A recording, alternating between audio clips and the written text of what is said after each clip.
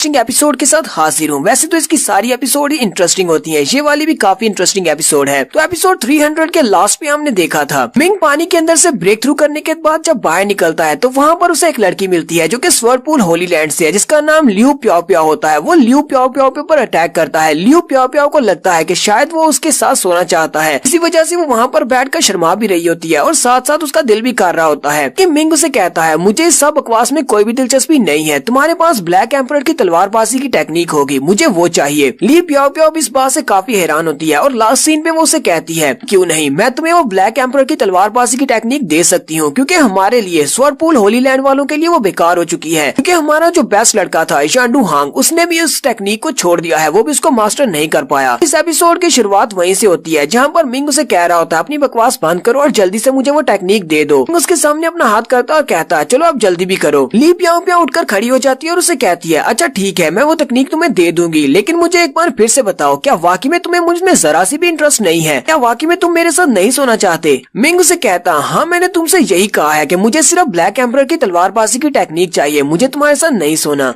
तो ली प्याओ प्याओ जल्दी से अपने पास से अपनी स्टोरेज रिंग निकालती है और कहती है, मैं ली प्याओ प्याओ, मुझे तो लगा था मैं बहुत ज्यादा खूबसूरत हूँ, लेकिन इस लड़के को देखो तो सही, एक बेकार सी तलवारबाजी की टेक्निक जिसे कि हमारे स्वर्ड पूल होली लैंड वालों ने भी छोड़ दिया है, उसके लिए मेरी जैसी खूबसूरत लड़की को नकार रहा है। ली प्याओ प्याओ अपनी रिंग के अंदर से तलवारबाजी की टेक्निक निकालने से पहले फिर से एक बार मिंग से कहती है, क्या वाकई में तुम इस बारे में श्योर हो कि तुम्हें मेरे बदले में ये तलवारबाजी की टेक्निक चाहिए? तुम्हें मेरे अंदर जरा भी इंटरेस्ट नहीं है, क्योंकि मैं बहुत ज्यादा खूबसूरत हूँ और बहुत सारे लड़के मेरे आगे पीछे घूमते हैं।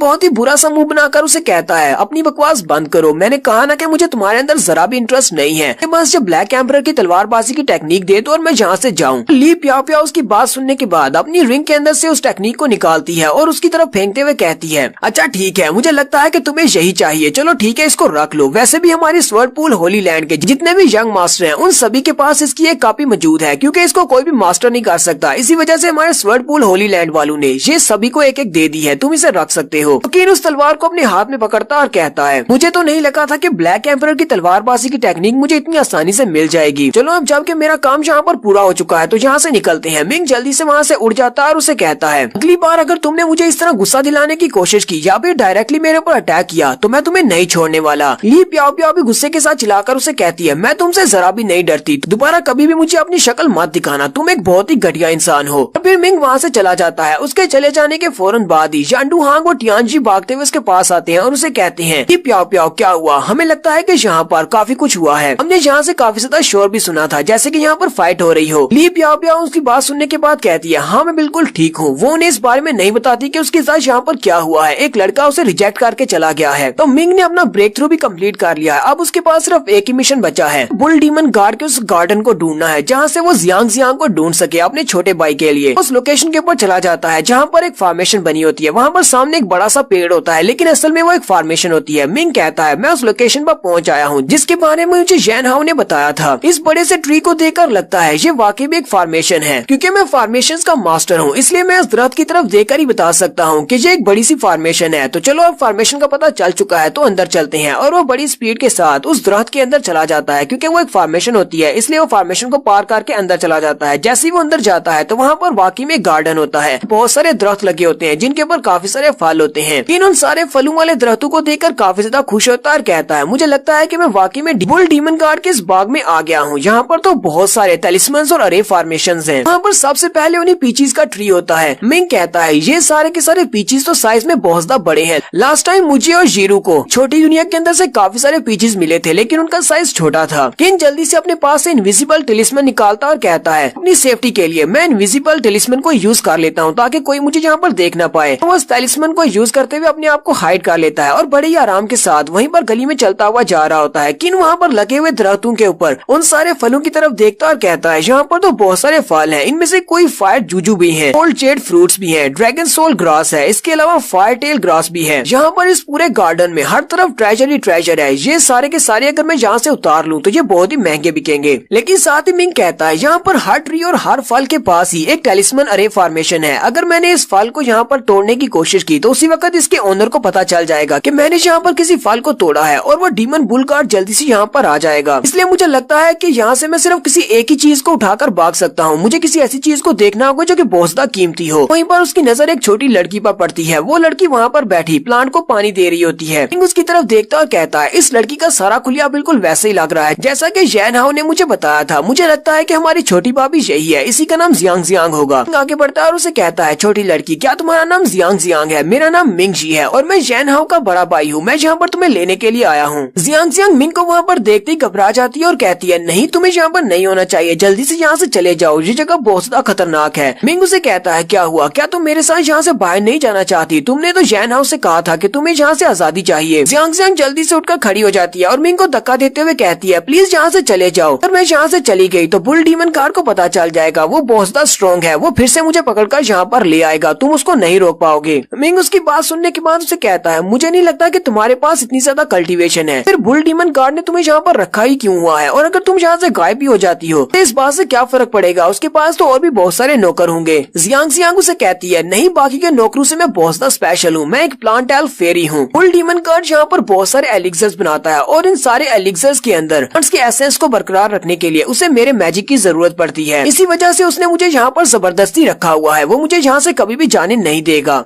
मिंग उसकी सारी बात सुनने के बाद हल्का सा मुस्कुरा देता और कहता है तुम्हें जरा भी डरने की जरूरत नहीं है, इस बात से फर्क नहीं पड़ता कि वो एक बुल डीमन गार्ड है। इस तरह के छोटे मोटे गार्ड्स मेरे सामने कुछ भी नहीं है। मेरा छोटा भाई तुम्हें बहुत ज्यादा पसंद करता है, वो चाहता है कि वो अपनी बाकी की सारी जिंदगी तुम्हारे साथ गुजारे, इसी वजह से उसने तुम्हें लेने के लिए मुझे यहाँ पर भेजा है, मेरे साथ चलो। जियांग जियांग भी उसकी बात सुनने के बाद शर्माना शुरू कर देती है और कहती है क्या वाकई में हाव हाव मेरे साथ अपनी बाकी की सारी जिंदगी गुजारना चाहता है? क्या तुम सच कह रहे हो? मिंग उसे कहता हाँ मैं बिल्कुल सच कह रहा हूँ, इसी वजह से तो मैं यहाँ पर आया हूँ, वरना मैं यहाँ पर क्या करने के लिए आता? फैसला तुम्हें करना है। क्या तुम सारी जिंदगी यहाँ पर डीमन गार्ड के गुलाम बनकर रहना चाहती हो या फिर एक ऐसे इंसान के साथ जिंदगी गुजारोगी जो तुमसे बहुत ज्यादा प्यार करता है? जियांग जियांग उसकी बात सुनने के बाद कहती है ठीक है, मैं हाव हाव के लिए तुम्हारे साथ जरूर चलूंगी, मुझे अपने साथ ले चलो। मिंग उसका हाथ पकड़ता है और उड़ते हुए कहता है चलो यहाँ से चलते हैं, लेकिन जाने से पहले अगर यहाँ से जाना ही है और बुल डीमन गार्ड इस बात से गुस्सा भी होगा तो क्यों ना यहाँ पर इस सारे गार्डन का सफाया करके चलते हैं, यहाँ से और भी ट्रेजर्स ले लेते हैं। मैं चाहता हूँ कि सारे फल तोड़ लिए जाएं। जियांग जियांग उसे कहती है अच्छा ठीक है, मैं तुम्हारी हेल्प करती हूँ, यहाँ पर जितनी भी फॉर्मेशन और टैलिस्मन्स हैं मैंने उन सभी को डीएक्टिवेट कर दिया है, तुम यहाँ पर सारे फलों को तोड़ सकते हो। बहुत ज्यादा खुश हो जाता है और कहता है अब देखो जरा, खजाना लूटने में तो मैं बहुत ज्यादा माहिर हूँ, ये काम मुझे बहुत ही अच्छे से आता है। और वो वहाँ पर जितने भी फल होते हैं उन सभी फलों को अपनी रिंग के अंदर स्टोर करना स्टार्ट करता है। कहता है मैं यहाँ पर एक पत्ता भी नहीं छोड़ने वाला, हर एक चीज में यहाँ से उठा लूंगा ताकि बुल डीमन गार्ड जब ये देखे तो उसे पता चले कि यहाँ पर मिंग जी आया था। जियांग जियांग भी बहुत ज्यादा खुश होती है और वो उसे कहती है ब्रदर मिंग प्लीज मेरे लिए भी कुछ फल छोड़ देना, मैं हमेशा से यहाँ पर हूँ लेकिन मुझे कभी भी इन फलों को खाने का मौका नहीं मिला क्योंकि वो मुझे फल खाने नहीं देता। मिंग आगे से हंसना शुरू कर देता और कहता है हाँ क्यों नहीं, मैं यहाँ से सारे के सारे फलों को चोरी करने वाला हूँ, यहाँ पर कुछ भी नहीं बचेगा। यहाँ से बाहर जाने के बाद मैं तुम्हें ढेर सारे फल दूंगा, तुम जितने चाहे उतने खा सकती हो। तो मिंग और Jiang Jiang demon bull guard के गार्डन का सफाया करने के बाद वहाँ से चले जाते हैं। नेक्स्ट सीन एक घंटे का बाद का दिखाया जाता है। बाकी की सारी लड़कियां टोकरियां लेकर फल इकट्ठे करने के लिए आती हैं। ऐसी वो वहाँ पर आती हैं तो उन सभी के मुंह खुले के खुले रह जाते हैं क्योंकि उन पेड़ों के ऊपर कुछ भी नहीं होता, एक भी फल नहीं होता। वो सारी कहती हैं यहाँ पर तो एक भी फल नहीं है और जियांग जियांग भी यहाँ पर नहीं है, चलो जल्दी से जाकर डीमन गार्ड को बताते हैं। भागती हुई चली जाती है, डीमन गार्ड को बताती है। डीमन गार्ड बहुत ज्यादा गुस्सा हो जाता है, जल्दी से उड़ता हुआ बाहर निकलता और कहता है आखिर किसकी हिम्मत हुई मेरे गार्डन से मेरे फलों को चोरी करने की, और उसने सिर्फ एक दो नहीं बल्कि सारे के सारे फल चोरी कर लिए, मैं उसको नहीं छोड़ूंगा। और यहीं पर हमारी एपिसोड 301 का एंड हो जाता है। तो शायद नेक्स्ट एपिसोड में हमें डीमन किंग और मिंग की फाइट देखने को मिले।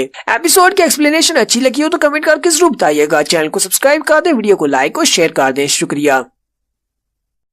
हेलो गाइस, कैसे हैं आप सब लोग। रिवाइज सीकर के एपिसोड 302 के साथ हाजिर हूं। तो लास्ट एपिसोड के एंड पे हमने देखा था तो मिंग उस गार्डन के अंदर चला जाता है जो कि डीमन बुल गार्ड का गार्डन है और वहीं पर उसे जियांग जियांग मिलती है जो कि उसके छोटे भाई यानी कि प्रिंस जैन हाओ की गर्लफ्रेंड है। वो उसी को लेने के लिए वहाँ पर आया है और साथ ही वहाँ से खजाना चोरी करने के लिए। वो उस लड़की को अपने साथ ले लेता है और वहाँ पर उस गार्डन के अंदर जितने भी फल लगे होते हैं वो सारे के सारे उतार लेता है। और इस बात से डीमन बुल गार्ड बहुत ज्यादा गुस्सा हो जाता है। लेकिन जब तक डीमन बुल गार्ड को इस बारे में पता चलता है काफी देर हो चुकी है क्योंकि मिंग तो वहाँ से वापस आ चुका है। तो इस एपिसोड की शुरुआत में मिंग का सीन दिखाया जाता है। मिंग जियान को वापस ले आता है और जैन हाओ के पास लेकर आता है। जैन हाओ उसे देखकर बहुत ज्यादा खुश हो जाता है क्योंकि वो दोनों ही अभी बच्चे हैं। वो दोनों एक दूसरे के गले लग जाते हैं और कहते हैं, एक कहता है मैंने तुम्हें बहुत ज्यादा मिस किया, लड़की कहती है हाँ मैंने भी तुम्हें बहुत ज्यादा मिस किया। वो बार बार यही कह रहे होते हैं, जबकि मिंग उन दोनों की बातें सुनने के बाद काफी अजीब सा रिएक्शन देता है और कहता है ठीक है तुम्हें जो कुछ भी करना है कर लो, मुझे यहाँ पर बच्चों का रोमांस नहीं देखना, मैं यहाँ से जा रहा हूँ। और मिंग वहाँ दोनों को वहीं पर छोड़कर चला जाता है। तो मिंग अपनी किंगलोंग डायनेस्टी की केव के अंदर जाता है और उसी केव के अंदर बैठकर वो कल्टीवेट करता है। तो यहीं पर हमारा कहानी सुनाने वाला आ जाता है। कहानी सुनाने वाला कहता है कि पिछले किसी एपिसोड में आपको पता है कि उसने अपने मेल्टिंग पॉट को अवेकन किया था। मार्शल आर्ट्स का गुरु बनने के बाद उसके पास उसका मेल्टिंग पॉट आया था और उसी मेल्टिंग पॉट के अंदर उसने अभी बहुत सारी मार्शल आर्ट्स की टेक्निक्स को भरना है। तो वो उस केव के अंदर जाता है ताकि उस केव के अंदर बैठकर दूसरी कई सारी मार्शल आर्ट्स की टेक्निक्स को सीख सके और अपने उस मेल्टिंग पॉट को उस टेक्निक्स के साथ भर सके।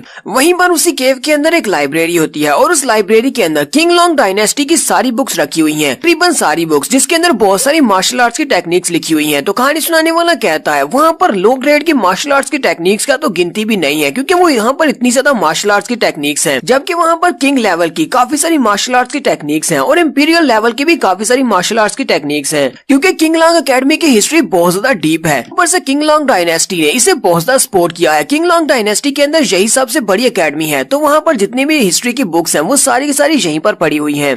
यहाँ तक कि इस लाइब्रेरी के अंदर ऐसी बहुत सारी सीक्रेट मार्शल आर्ट्स की टेक्निक्स रखी हुई हैं जो कि दूसरे कई स्कूलों के पास नहीं होती और उनको नहीं दी जाती। तो मिंग वहीं पर बैठकर उन सारी मार्शल आर्ट्स की टेक्निक्स को एनालाइज करता है क्योंकि मिंग के पास बहुत सारी स्ट्रेंथ है और ऊपर से उसके पास टाइजी डिवाइन आर्ट है। तो उसकी मदद से उसके लिए इतनी सारी मार्शल आर्ट्स की टेक्निक्स को एक ही बार में याद रखना ज्यादा मुश्किल नहीं है। और यहाँ पर मिंग को इन सारी की सारी मार्शल आर्ट्स की टेक्निक्स को सीखने के लिए पूरे 3 महीने के लिए बिना कुछ खाए पिए इन सभी बुक्स को पढ़ते रहना था और मिंग ने ऐसा कर लिया। मिंग पूरे 3 महीने तक बिना कुछ खाए पिए वहीं पर उन बुक्स को रीड करता रहता है। 3 महीने के बाद का सीन दिखाते हैं। मिंग की हालत काफी ज्यादा खराब हो चुकी है। मिंग कहता है मैंने ना कुछ पिया है और ना ही कुछ खाया है, पूरे 3 महीने हो चुके हैं। पूरे 3 महीने से मैंने यहाँ तक कि खुले आसमान को भी नहीं देखा, मैं तो बाहर भी नहीं निकल पाया, यहीं पर इसी गुफा के अंदर बैठकर स्टडी कर रहा हूँ। मिंग उठकर खड़ा हो जाता है और कहता है मुझे लगता है कि इतना काफी है कि मेरे मेल्टिंग पॉट के अंदर 70% तक मैंने उसको भर दिया है। मुझे लगता है कि मुझे भी एक ब्रेक लेनी चाहिए और जाकर पहले कुछ पेट पूजा करनी चाहिए। तो वो यहाँ से सीधा मीरू और रूजी के पास जाता है। वो दोनों उसके लिए खाना बनाती हैं। तो वो खाने के ऊपर बुकरू के साथ टूट पड़ता है। रूजी उसे कहती है जरा देखो तो सही, तुम मुझे कहते हो कि मैं बहुत ज्यादा खाती हूँ, लेकिन जरा अपनी तरफ तो देखो तुम किस तरह खाने को खा रहे हो। मीरू भी उसे कहती है जरा आराम से खाओ, कहीं ऐसा ना हो कि तुम्हें हिचकी लग जाए। मिंग उसे कहता है मैं तुम्हारे बारे में सही कहता हूँ क्योंकि तुम बहुत ज्यादा खाती हो, तुम पूरे 3 टाइम खाती हो, जबकि मैंने पूरे 3 महीने से नहीं खाया। तुम्हें 3 टाइम ना दिया जाए तो तुम पागल हो जाती हो, तो मैं यहाँ पर 3 महीने के बाद इस तरह नहीं खा सकता। वो तीनों भी वहीं पर बैठे बातें कर रहे होते हैं कि उसी वक्त बाहर का दरवाजा खुलता है और जान जान अंदर आती है। और जान जान बिल्कुल ऐसी हालत में होती है जैसे कि बेचारी जान जान को किसी ने बहुत ही बुरी तरह से पीटा है। मिंग भागता हुआ उसके पास जाता है और उसको सहारा देते हुए कहता है जान जान तुम्हारे साथ ये सब कुछ कैसे हुआ और किसने किया। जान जान उसे कहती है तुमने अपने बैंक को संभालने की जिम्मेदारी मुझे दी थी। सिटी ऑफ नाइट में तुम्हारा जो बैंक है उसको मैं बहुत ही अच्छे से मैनेज कर रही थी और हमारा बैंक बहुत ही अच्छे से जा रहा है और बहुत ज्यादा कमाई कर रहा है, हर साल हमें बहुत ज्यादा प्रॉफिट हो रहा है। मुझे शुरुआत से ऐसा लगा था कि बहुत सारे ऐसे लोग हैं जो कि हमारे इस कारोबार से बहुत ज्यादा जेलस होंगे, लेकिन पहले कभी भी उन्होंने हमारे ऊपर आकर अटैक नहीं किया और सामने खुलकर कभी नहीं आए। लेकिन अब तुम्हारे सिटी ऑफ नाइट को, जिसका तुम्हें लॉर्ड बनाया गया था, उस सिटी के ऊपर किसी ने कब्जा कर लिया है और साथ ही जैनमिंग और शीहान जो कि वहाँ पर बैंक को संभाल रहे थे, उन दोनों को भी वहाँ पर डंजन में कैद कर लिया गया है। और जब मैंने उनको रोकने की कोशिश की तो मेरे ऊपर उन्होंने अटैक किया और मुझे मारकर भगा दिया। मैं बड़ी मुश्किल से यहाँ तक पहुँची हूँ। और इसके अलावा तुम अपने रेड सन सेक्टर से जितने भी दोस्तों को वहाँ पर काम करने के लिए लेकर आए थे, उन सभी को भी वहाँ से निकाल दिया गया है। मिंग उसकी बात सुनने के बाद बहुत ज्यादा गुस्सा हो जाता है और उसे कहता है मुझे लगता है कि मेरे मास्टर जी इस वक्त अपनी कल्टीवेशन के लिए ध्यान लगाने के लिए चले गए होंगे या फिर वो शहर से बाहर हैं। इसी वजह से ये सारे लोग तुम्हारे ऊपर अटैक कर रहे हैं, क्योंकि अगर मास्टर जी वहाँ पर होते तो किसी भी मार्शल गार्ड में भी इतनी हिम्मत नहीं थी कि वो तुम्हारे ऊपर अटैक करके उस बैंक के ऊपर कब्जा कर सके।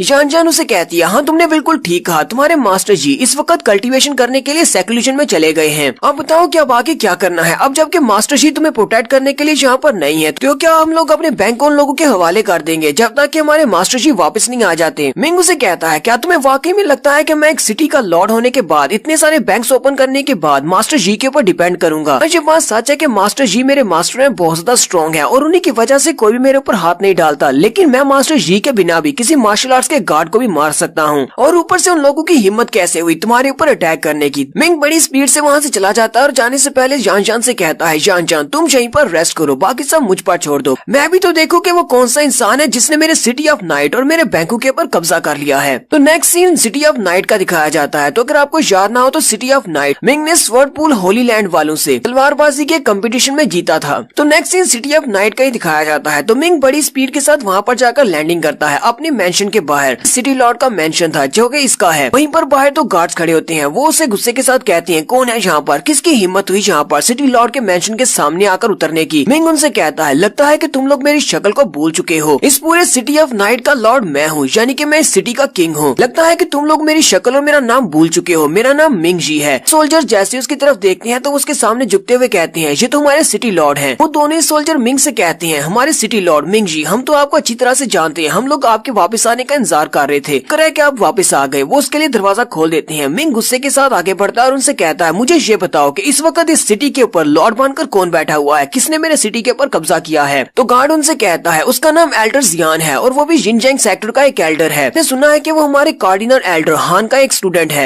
यानी अगर वो कार्डिनल हान का एक स्टूडेंट है तो वो भी एक कार्डिनल डिसाइपल है, बिल्कुल आप ही की तरह। मिंग उनकी बात सुनने के बाद कहता है, इसी वजह से उसके अंदर इतनी ज्यादा हिम्मत है कि वो यहाँ पर आकर उसने मेरे ही सिटी के ऊपर कब्जा कर लिया। लगता है कि वो भी एक कार्डिनल स्टूडेंट है। तो इस बात से क्या फर्क पड़ता है कि उसकी बैकिंग सपोर्ट में एक कार्डिनल एल्डर है। लेकिन मुझे नहीं पता कि कार्डिनल हान ने अपने स्टूडेंट को यहाँ पर इस सिटी के ऊपर कब्जा करने के लिए क्यों भेजा है, क्योंकि इस सिटी के नीचे एक डीमन केव है और उसके अंदर बहुत सारे डीमन गार्ड्स रहते हैं। मैंने हालांकि अपनी फॉर्मेशन को यूज करते हुए उन सभी को वहाँ पर सप्रेस किया हुआ है और वो उस केव के अंदर से बाहर नहीं निकल सकते, लेकिन वो सारे डीमन गार्ड्स हैं और बहुत ज्यादा पावरफुल हैं। जब चाहे वो यहाँ से इस फॉर्मेशन को तोड़कर बाहर निकल सकते हैं। कार्डिनल हान को यहाँ पर इस सिटी के ऊपर कब्जा करने से क्या मिलने वाला है? मिंग दरवाजा खोलता है और अंदर आ जाता है। तो अंदर सामने चेयर के ऊपर एक बंदा बैठा होता है जो कि अपनी चाय पी रहा होता है। अभी मिंग की तरफ देखता है। मिंग उसे कहता है, क्या तुम्हारा नाम एल्डर जियान है? तो मिंग बहुत ज्यादा गुस्से में होता है। उसी वक्त मिंग के पीछे से एक बंदा निकलता है और अपनी पावर्स को यूज करते हुए उसके ऊपर अटैक करने लगता है और कहता है, तुम्हारी हिम्मत कैसे हुई हमारे एल्डर जियान के सामने इस तरह डिसरिस्पेक्टफुल होकर बात करने की? जैसे ही वो मिंग के ऊपर अटैक करने लगता है, मिंग पीछे की तरफ घूमता है और अपने हाथ को इस तरफ घुमाता है और उसके हाथ से बहुत सारा प्रेशर निकलता है। उसके प्रेशर के साथ ही वो बेचारा पीछे की तरफ गिर जाता है। उसके गिरने से पहले मिंग बड़ी स्पीड के साथ उसके पीछे चला जाता है और उसके सर में एक जबरदस्त पंच मारते हुए उसे ग्राउंड के ऊपर पटका देता है। तो मिंग ने यहाँ पर उस लड़के को तो मार दिया है और उसके बाद वो गुस्से के साथ दूसरे वाले की तरफ देखता और कहता है, अब नेक्स्ट तुम्हारी बारी है।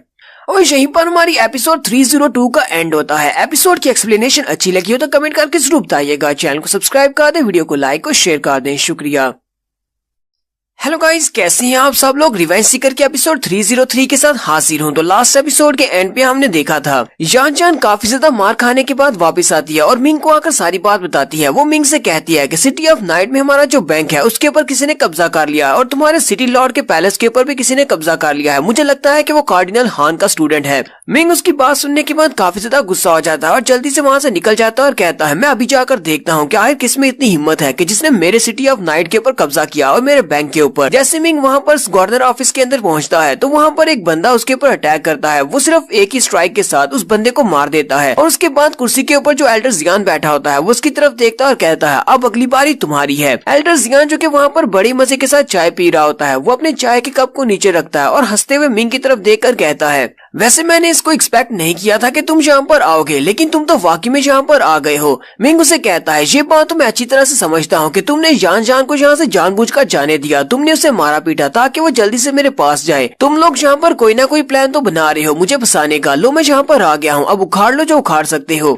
एल्डर जियान भी जल्दी से अपने हाथ पर अपनी पावर्स को रिलीज करते हुए कहता है, तुम्हें यहाँ पर नहीं आना चाहिए था, लेकिन अब जबकि तुम यहाँ पर आ गए हो तो चलो ठीक है, अब तुम्हें भी साथ ही निपटा देते हैं और उसके बाद ये सिटी हमारा हो जाएगा। एल्डर जियान यहाँ पर अपने सबसे पावरफुल मूव को यूज कर रहा है, यानी वो अपनी मार्शल सोल को रिलीज करता है और मार्शल सोल किसी भी मार्शल आर्टिस्ट के सबसे पावरफुल मूव होता है। तो एल्डर जियान की मार्शल सोल बड़ी स्पीड के साथ आगे बढ़ती है मिंग के ऊपर अटैक करने के लिए। तो मिंग सिर्फ एक ही हाथ के साथ उसकी मार्शल सोल को वहीं पर रोक लेता है और साथ ही अपने हाथ को पिंच करते हुए उसकी मार्शल सोल को वहीं पर डिस्ट्रॉय कर देता है। वहाँ पर एक धमाका होता है। एल्डर जियान भी ये देखकर बहुत ज्यादा घबरा जाता है और कहता है ये तो इम्पॉसिबल है, ऐसा नहीं हो सकता, तुम इतने ज्यादा स्ट्रॉन्ग नहीं हो, तुम तो सिर्फ एक मार्शल आर्ट्स के गुरु हो, तुम मेरी मार्शल सोल को कैसे डिस्ट्रॉय कर सकते हो। वो भी वहीं पर खड़ा होता है कि मिंग बड़ी स्पीड के साथ उसके सामने आकर खड़ा हो जाता है और जल्दी से उसके गले से पकड़ लेता है और उसे कहता है चलो जल्दी से बको, तुम्हें यहाँ पर किसने भेजा है, तुमने ये सब कुछ किसके कहने पर किया है। एल्डर जियान उसे कहते हैं तुम यहाँ पर क्या कर रहे हो, क्या तुम मुझे मारने वाले हो, अगर तुमने मुझे मारा तो फिर मेरे एल्डर तुम्हें नहीं छोड़ेंगे, तुम्हें पता होना चाहिए कि मैं एक कार्डिनल एल्डर का स्टूडेंट हूँ, इसलिए मुझे हाथ लगाने की तो सोचना भी मत। लेकिन मिंग उसकी बात को इग्नोर करते हुए उसके चेहरे पर एक जबरदस्त पंच मारता है जिससे वो पीछे की तरफ गिर जाता है। मिंग उसे कहता है अपनी बकवास बंद करो और ये बताओ तुम्हें किसने यहाँ पर भेजा है। एल्डर जियान जख्मी होने के बाद नीचे गिरा होता है और अपने मुंह पर हाथ रखते हुए कहता है तुम्हारी हिम्मत कैसे हुई मेरे पर अटैक करने की, हालांकि मेरे मास्टर जो कि कार्डिनल है वो यहाँ पर नहीं है, लेकिन मेरे दूसरे एल्डर यहीं पर इसी सिटी ऑफ नाइट में है, वो तुम्हें नहीं छोड़ेंगे। उसी वक्त मिंग को बाहर से आवाज आती है उसके एल्डर की। वो एल्डर चिल्लाकर कहते हैं किसने मेरे कार्डिनल डिसाइपल के ऊपर अटैक किया है, किसमें इतना दम है कि वो यहाँ पर मेरे स्टूडेंट के ऊपर अटैक कर रहा है। तो एल्डर जियान अपने मास्टर की बात सुनने के बाद हंसना शुरू कर देता है और मिंग से कहता अब देखना मेरे अल्टर एल्डर तुम्हें नहीं छोड़ेंगे, वो बहुत ज्यादा पावरफुल है, तुमसे तो बहुत ज्यादा स्ट्रॉन्ग है और अब वो बहुत ज्यादा गुस्से में है क्योंकि तुमने मेरे ऊपर अटैक किया है, वो तुम्हें मार डालेंगे। मिंग से कहता है क्या तुम सिर्फ इसी छोटे से मास्टर के दम पर इतना ज्यादा फुदक रहे हो, तुम्हें क्या लगता है कि ये छोटा सा मास्टर तुम्हें बचा सकता है, अगर यहाँ पर कोई मार्शल आर्ट्स का गार्ड भी होता वो भी तुम्हें नहीं बचा पाता। मिंग जल्दी से अपने पास से अपने जाओ किंग को निकालता है और उसे कहता है जाओ किंग जाओ और जाकर इस मास्टर को मेरे पास जिंदा पकड़ कर लाओ। जाओ किंग बड़ी स्पीड से मिंग की बॉडी से निकल जाता है उस मास्टर को पकड़ने के लिए। उसी वक्त बाहर का सीन दिखाते हैं, बाहर एक बिल्डिंग टूटती है और जबरदस्त धमाका होता है और उसके बाद जाओ कियांग उसके मास्टर को उठाकर वहाँ पर ले आता है और जाओ कियांग अब एक ड्रैगन बन चुका है, यानी कि वो अपने ड्रैगन फार्म में होता है। वो वापस आने के बाद मिंग से कहता है मास्टर प्लीज मुझे माफ कर दे, मैं अपनी स्ट्रेंथ को होल्ड बैक नहीं कर पाया और मैंने इसके ऊपर एक ही अटैक किया तो वो मास्टर मार गया, लेकिन मैं उसकी डेड बॉडी को अपने साथ लेकर आया हूँ।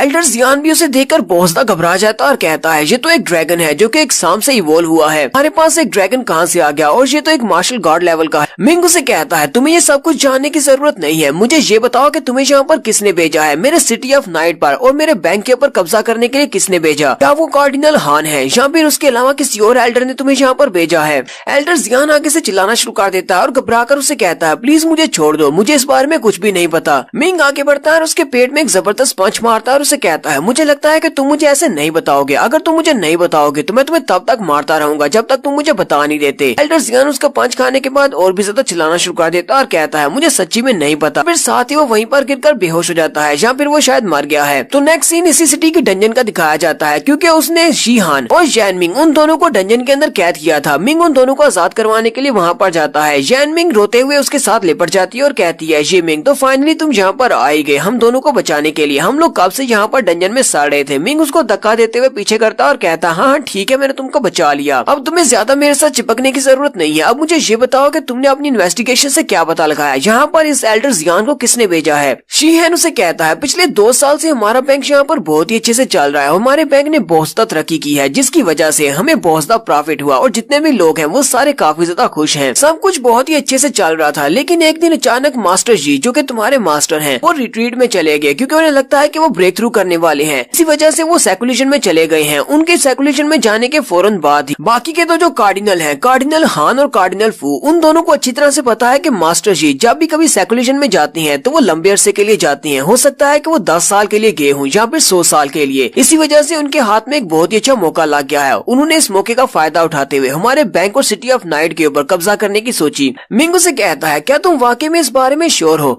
अगर तो इन दोनों कार्डिनल्स ने वाकई में ये सब कुछ किया है तो क्या उन दोनों को जरा भी डर नहीं है कि अगर मास्टर जी 10 साल के बाद सेकुलेशन से वापस आते हैं तो वो आकर उनको अच्छा सबक सिखाएंगे, हो सकता है कि इन दोनों को मार डालें। शीहन उसे कहता है ब्रदर मुझे लगता है कि तुम्हें सारी बात की समझ नहीं आ रही, तुमने यहाँ पर जो बैंक चालू किया है उसके सालाना आमदनी बहुत ज्यादा है, उसका प्रॉफिट इतना ज्यादा है हमारे इस बैंक का 1 महीने का प्रॉफिट इतना ज्यादा है जितना कि इन कार्डिनल्स को 1 साल की सैलरी नहीं मिलती। इसी वजह से इन कार्डिनल्स की नजर हमारे बैंक के ऊपर से हासिल होने वाले पैसे के ऊपर है, क्योंकि जिसके पास जितने ज्यादा रिसोर्सेज होंगे उसके पास उतनी ज्यादा पावर होगी। मिंग भी उसकी बात सुनने के बाद काफी ज्यादा हैरान होता और कहता है मैं पिछले 2 साल से यहाँ पर नहीं था, मुझे ये बताओ कि पिछले 2 साल में मेरे बैंक ने कितनी ज्यादा तरक्की कर ली है, क्या वाकई में उसने इतना ज्यादा पैसा कमाना शुरू कर दिया है, क्या हम लोग पूरे के पूरे जिनजेंग सेक्टर की सत्ता को चेंज कर सकते हैं। शीहन उसे कहता हाँ तुम्हें तो ये बात अच्छी तरह से पता है कि हमारा जिनचैंग सेक्टर भी एक काफी बड़ा सेक्टर है और उसकी बैक स्पॉट की वजह से तुम्हारा बैंक बहुत ही अच्छे से चल रहा है और सालाना आमदनी काफी ज्यादा बढ़ चुकी है। बाकी के सारे बैंकों को छोड़ दो, अगर सिर्फ सिटी ऑफ नाइट के बैंक को लिया जाए तो सिटी ऑफ नाइट की पिछले साल की इनकम ट्रिलियन के हिसाब से थी। ट्रिलियन मार्शल गार्ड कॉइन्स हमने कमाए थे और उससे हमें जो प्रॉफिट हुआ वो बिलियन मार्शल गार्ड कॉइन्स था और हर साल हमारा जो प्रॉफिट बढ़ता जा रहा है। तो जहाँ पर बैंक के प्रॉफिट की बात की जा रही है तो मैं उस सभी को इग्नोर करते हुए आपको सिर्फ काम की बात बताता हूँ। शीहान मिंग से कहता है तो तुम्हारा बैंक इतना ज्यादा पैसा कमा रहा है कि अगर मास्टर शी 10 साल के लिए रिट्रीट में चले जाते हैं और 10 साल के बाद बाहर निकलते हैं तो यहाँ पर ये दोनों कार्डिनल्स इतना ज्यादा पैसा कमा लेंगे इन 10 सालों में कि वो अपने लिए एक पूरी फौज खड़ी कर सकते हैं। 10 साल के बाद अगर मास्टर शी वापस भी आ जाते हैं तो मास्टर शी इन सभी का सामना नहीं कर पाएंगे क्योंकि इन सभी ने 10 साल में बहुत ज्यादा पैसा कमा लिया होगा। रिसोर्सेज के साथ वो किसी को भी मार्शल आर्ट्स के डोमिनेटर से मार्शल आर्ट्स का गार्ड बनवा सकते हैं। मिंग भी उसकी बात सुनने के बाद यही बात कहता है। मिंग कहता है इसने बिल्कुल ठीक कहा, अगर हमारे पास रिसोर्सेज हो तो हम किसी की भी कल्टीवेशन को बहुत ही स्पीड से बढ़ा सकते हैं। कोई भी मार्शल आर्ट्स का सेंट मार्शल आर्ट्स का गार्ड बन सकता है। 10 साल का अरसा तो काफी ज्यादा है। मास्टर जी के वापस आने तक दोनों कार्डिनल्स की पावर बहुत ज्यादा बढ़ जाएगी। इसी वजह से इन लोगों ने ये रिस्क लिया है। मिंग शीहान से कहता है मुझे कार्डिनल हान और कार्डिनल फा के बारे में बताओ कि उन दोनों का आपस में रिलेशन कैसा है। शीहान कहता है उन दोनों का रिलेशन आपस में काफी ज्यादा अच्छा है। वो बहुत सारे ऐसे काम है जो कि मिलजुल कर करते हैं, इसी वजह से उनकी स्ट्रेंथ काफी ज्यादा है। यहाँ तक कि हमारे जिनचैंग सेक्टर के जो लीडर है वो भी उन दोनों को रोक नहीं पाते। वो उनका बिल्कुल भी नहीं मानते, उनका कोई भी कहा नहीं मानते। मिंग उसकी बात सुनने के बाद हैरान होता और कहता है मुझे ऐसा नहीं लगता। जिनचैंग सेक्टर के जो लीडर हैं कार्डिनल्स उनकी बात नहीं मानते, ऐसा कैसे हो सकता है। मुझे तो लगता है कि हमारे जिनचैंग सेक्टर के लीडर को भी इन दोनों कार्डिनल्स से कोई ना कोई फायदा तो होता होगा या फिर वो उसे रिश्वत देते हैं, इसी वजह से वो उन्हें किसी भी काम के करने से रोकते नहीं है।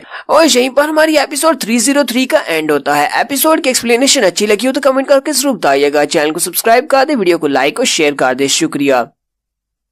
हेलो गाइस, कैसे हैं आप सब लोग। रिवेंज सीकर के एपिसोड 304 के साथ जल्दी से मेरे पास। लास्ट एपिसोड के एंड पे हमने देखा था मिंग कार्डिनल हान के स्टूडेंट जिसका नाम जियान था उसको पीटने के बाद वहाँ से बाहर आता है और डंजन के अंदर जाता है, जहाँ पर जाने के बाद वो जैन मिंग और शीहान उन दोनों को आजाद करवा लेता है और उनसे पूछता है कि यहाँ पर चल क्या रहा है। शीहान उसे सारी की सारी बात बताता है कि यहाँ पर तुम्हारा बैंक बहुत ज्यादा पैसा कमा रहा है। पिछले 2 साल में तुम्हारे बैंक ने बहुत ज्यादा तरक्की कर लिया है, इसी वजह से कार्डिनल्स मिलकर तुम्हारे बैंक के ऊपर कब्जा करना चाहते हैं। इसी वजह से उन्होंने तुम्हारे बाकी के सारे बैंकों के ऊपर भी कब्जा कर लिया है। अब उन बैंकों के ऊपर तुम्हारा कंट्रोल नहीं रहा। और यहीं पर वो उसे जिनचैंग सेक्टर के लीडर के बारे में बताते हैं कि जिनचैंग सेक्टर के लीडर कार्डिनल एल्डर्स के खिलाफ कुछ भी नहीं कर सकते। मिंग कहता है मुझे तो ऐसा नहीं लगता कि लीडर के पास इतनी पावर ना हो कि वो इन दोनों कार्डिनल्स के खिलाफ कुछ कर सके। मुझे तो लगता है कि हमारे लीडर भी इन दोनों के साथ मिले हुए हैं, उन्हें भी सबसे कोई ना कोई फायदा तो जरूर हो रहा है। इस एपिसोड की शुरुआत में जैन मिंग उसे कहती है तो ब्रदर मिंग तुम बताओ कि अब हमें आगे क्या करना चाहिए। अगर वाकई में लीडर भी उनके साथ मिले हुए हैं तो फिर हम लोग क्या करेंगे। क्या हमें अपने बैंक्स को उनके हवाले कर देना चाहिए। हमने इतनी ज्यादा मेहनत की है इन बैंक्स को खड़ा करने में। मुझे लगता है कि अब हमारे पास इसके अलावा कोई रास्ता नहीं बचा। तुम्हें सीधा मास्टर जी के पास जाना चाहिए और जाकर उनको अवेक करना चाहिए ताकि वो अपने ध्यान को छोड़कर तुम्हारी मदद करें। मिंग उसे कहता है नहीं, मैं अपने मास्टर जी के पास नहीं जा सकता क्योंकि वो इस वक्त रिट्रीट में गए हैं, यानी कि वो इस वक्त कल्टीवेट कर रहे हैं, तो मैं उनको कल्टीवेशन से हटा नहीं सकता। हो सकता है कि वो इस वक्त किसी बहुत ही क्रिटिकल स्टेज के ऊपर हो। अगर मैंने उनको जबरदस्ती हटाने की कोशिश की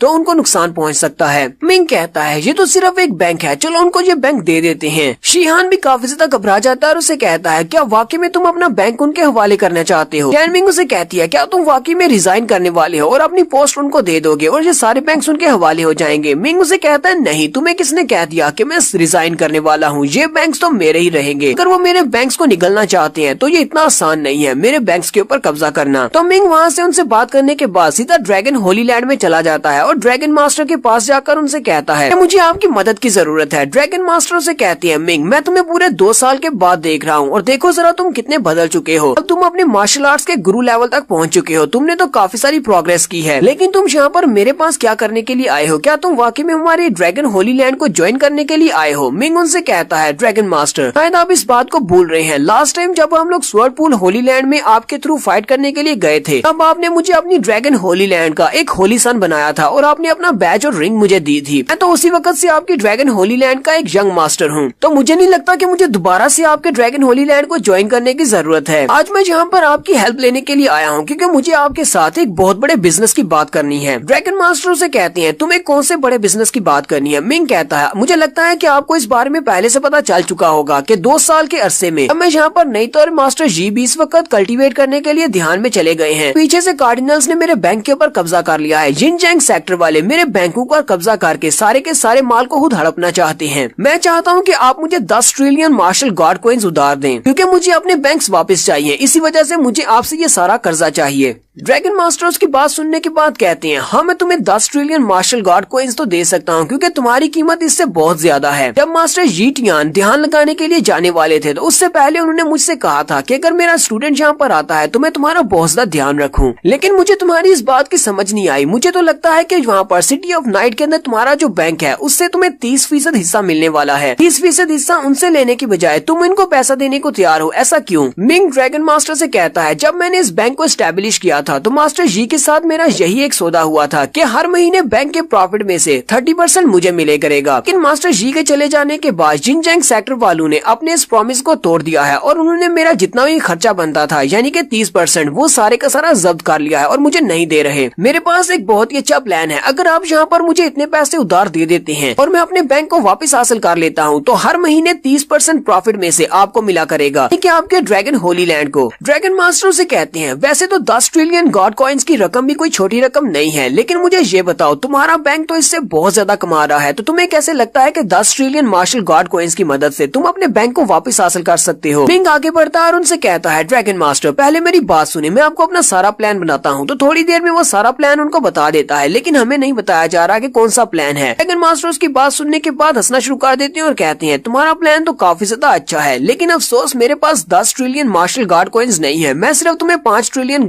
मार्शल गार्ड कॉइन्स ही दे सकता हूँ और मुझे पता है कि तुम्हें पैसा कमाने का बहुत ही अच्छा तरीका आता है। तुम कोई ना कोई जुगाड़ लगा लोगे और अपने लिए और ज्यादा पैसे कमा लोगे, यानी कि 5 ट्रिलियन हासिल कर लोगे और पूरे 10 ट्रिलियन कर लोगे। जिस तरह तुमने मुझसे बात की है, जो प्लान तुमने मुझे बताया है, मुझे लगता है कि अगर वाकई में ये सक्सेसफुल रहता है तो मेरी फैमिली अकेली इसमें शामिल होकर बचा नहीं पाएगी। तुम्हें और भी ज्यादा स्ट्रॉन्ग लोगों की मदद चाहिए होगी। मिंग ड्रैगन मास्टर से कहता है मेरे पास काफी सारे मदद करने वाले बहुत ही अच्छे दोस्त हैं, आपको परेशान होने की जरूरत नहीं है। तो नेक्स्ट सीन जिनजैंग सेक्टर के अंदर का दिखाया जाता है। जिनजैंग सेक्टर के अंदर जहाँ पर दोनों कार्डिनल्स होते हैं और उनके साथ जिनजैंग सेक्टर के लीडर भी होते हैं। कार्डिनल हान बहुत ज्यादा गुस्से में होते हैं और वो लीडर से कहते हैं लीडर आपको ये बात अच्छी तरह से पता है कि वहाँ पर सिटी ऑफ नाइट में बैंक के अंदर मैंने जिस लड़के जियान को लगाया था उसको मिंग ने बहुत ही बुरी तरह से पीटा है। मैं उस लड़के को इस बात पर बिल्कुल भी माफ नहीं करने वाला, मैं इस बात का बदला जरूर लूंगा। कार्डिनल फा भी वहीं पर होते हैं। कार्डिनल फा कहते हैं मुझे लगता है कि ये लड़का कुछ ज्यादा ही ओवर होता जा रहा है। सिर्फ कार्डिनल जी का स्टूडेंट होने के नाते इसने जहाँ पर हमारे क्लाइंट्स के हम दोनों भी कार्डिनल्स हैं और हमारे स्टूडेंट्स के ऊपर हाथ डाला है, ये तो अच्छी बात नहीं है। आपको कोई ना कोई एक्शन तो लेना चाहिए क्योंकि फ्यूचर में ये लड़का हमारे लिए खतरा बन सकता है, इसलिए डायरेक्टली इसको मरवा देते हैं। जिनजैंग सेक्टर के लीडर उनसे कहते हैं तुम लोगों को मुझसे ये बात करने की जरूरत नहीं है, मैं इस सब मसले में शामिल नहीं हूँ क्योंकि तुम लोग अच्छी तरह से जानते हो कि ये मिंग कार्डिनल जी का एक स्टूडेंट है और कार्डिनल स्टूडेंट्स को एक कार्डिनल खुद ही संभाल सकते हैं। मैं एक लीडर हूँ और मैं उसके ऊपर हाथ नहीं डाल सकता। अगर तुम्हें उस लड़के के साथ निपटना है तो जाकर मास्टर जी जियान टियान के साथ बात करो। कार्डिनल हान उनकी बात सुनने के बाद सोच रहे होते हैं हमारा लीडर तो बहुत बड़ा कमीना है, जब फायदे की बात थी तब इसने हमारे साथ हाथ मिला लिया और सारे फायदा लेने के बाद मुझे कह रहा है कि जाकर जी जियान टियान से बात करो। कार्डिनल फाब इसी बारे में सोच रहे होते हैं। वो कहते हैं लीडर को लगता है कि शायद वो हम दोनों से इतनी आसानी से पीछा छुड़वा सकते हैं, लेकिन ऐसा नहीं होने वाला। कार्डिनल फा जल्दी से आगे बढ़ते हैं और उनके कंधे पे हाथ रखते हुए कहते हैं ये बात तो आप अच्छी तरह से जानते हैं, जब से हमारे जिनजैंग सेक्टर की शुरुआत हुई है तभी से लेकर अब तक हमारे पास एक मास्टर जी हैं जो कि शुरुआत से ही बहुत बड़े जीनियस रहे हैं। सभी लोग उनको मानते हैं और इस बार वो दोबारा से लेवल अप करने के लिए चले गए हैं। अपनी कल्टीवेशन को कंप्लीट करने के बाद अगर उनके हाथ में कोई स्ट्रॉन्गर पावर लग जाती है, आपको क्या लगता है वो वापस आकर आपको आपकी गद्दी से हटाकर लीडर बन जाएंगे? लीडर उसे कहते हैं मुझे इस बारे में कोई भी शक नहीं है, कार्डिनल जी बहुत ही महान मास्टर है और उनकी स्ट्रेंथ भी काफी ज्यादा है, लेकिन मुझे ये बात तो अच्छे से पता है कि उन्हें पावर और कुर्सी नहीं चाहिए। इसलिए मास्टर जी कभी भी जिनजैंग सेक्टर का बुरा नहीं चाहेंगे और ना ही मुझे कभी गद्दी से हटाएंगे। इन अल्फाज की बातें सुनने के बाद हंसना शुरू कर देते हैं और कहते हैं अच्छा चलो फर्ज करो कभी उनका मन बदल जाता है और वो तुम्हारी कुर्सी के पीछे आते हैं, तो क्या तुम अकेले इतने स्ट्रॉन्ग हो कि उनको संभाल सको? मुझे तो नहीं लगता, तुम्हें हम दोनों की मदद की जरूरत जरूर पड़ेगी। तो उन लीडर भी उनकी बात सुनने के बाद सोचने पर मजबूर हो जाते हैं।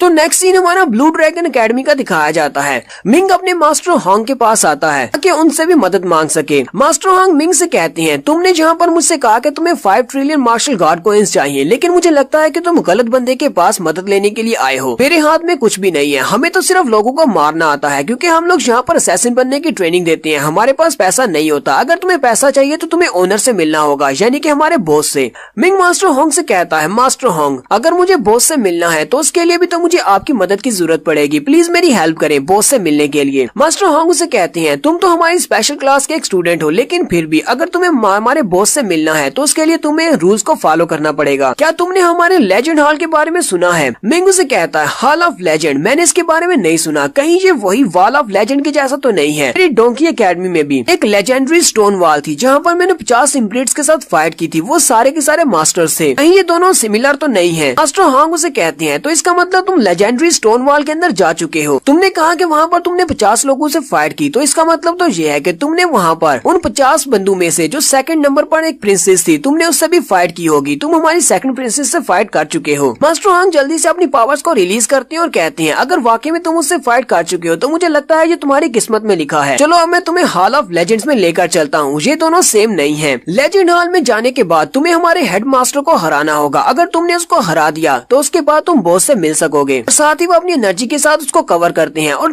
यहाँ से वो लोग गायब होकर हॉल ऑफ लेजेंड में चले जाते हैं। हॉल ऑफ लेजेंड में बिल्कुल वैसा ही एक हाल होता है। मिंग वहाँ पर पहुँचने के बाद मास्टर हांग से कहता है मास्टर हांग तो आपके इस बूढ़े मास्टर ने यहाँ पर इस तरह का रूल क्यों बनाया है कि यहाँ पर पहले उसके इम्प्रिंट से फाइट करना पड़ेगी, इसी के बाद वो बूढ़ा आदमी हमसे मिलेगा। मास्टर हांग उसकी बात सुनने के बाद हंसना शुरू कर देते हैं और कहते हैं उसको बूढ़ा आदमी मत कहो क्योंकि अगर हमारे बॉस ने तुम्हारी बात सुन ली तो वो तुम्हें मार डालेंगे। मैं तुम्हें अपने मास्टर के बारे में बताता हूँ। हमारे मास्टर 23 साल की उम्र में एक मार्शल आर्ट्स के गार्ड बन गए थे और जब मार्शल आर्ट्स के गार्ड बन गए थे तो उसके बाद उनकी उम्र बढ़ना रुक गई। अभी तक उनकी उम्र सिर्फ 23 साल है और वो बहुत ज्यादा यंग और खूबसूरत है। मिंग उसकी बात सुनने के बाद सोच रहा होता है मिंग ने कहा था अगर हम लोग एक बार मार्शल गार्ड बन जाते हैं तो हमारी एज बढ़ना रुक जाती है। मिंग मास्टर हांग से कहता है आपने जहाँ पर एज और खूबसूरती की बात की, कहीं ऐसा तो नहीं है कि आप जिस बॉस की बात कर रहे हैं वो एक लड़की है? मास्टर हांग उसे कहते हैं हाँ वो एक लड़की है, वो कोई ऐसी वैसी लड़की नहीं है बल्कि वो हमारी सेकंड प्रिंसेस है। तुम्हें हमारे किंग लॉन्ग डायनेस्टी के एम्परर के बारे में तो पता होगा, ब्लू ड्रैगन एम्परर, वो उनकी छोटी बहन है यानी कि वो प्रिंसेस है। मास्टर हांग उसे कहते हैं हमारी चैट यहीं पर खत्म होती है क्योंकि तुम्हारा टेस्ट शुरू होने वाला है। मिंग सामने की तरफ देखता है तो उसके सामने एक बड़ा सा ग्रीन ड्रैगन होता है। मास्टर हांग उसे कहते हैं हम लोग जहाँ पर पहुँच आए हैं और तुम्हारा टेस्ट शुरू होने वाला है। आज यहीं पर हमारी एपिसोड 304 का एंड होता है। एपिसोड की एक्सप्लेनेशन अच्छी लगी हो तो कमेंट करके जरूर बताइएगा। चैनल को सब्सक्राइब कर दें, वीडियो को लाइक और शेयर कर दें। शुक्रिया।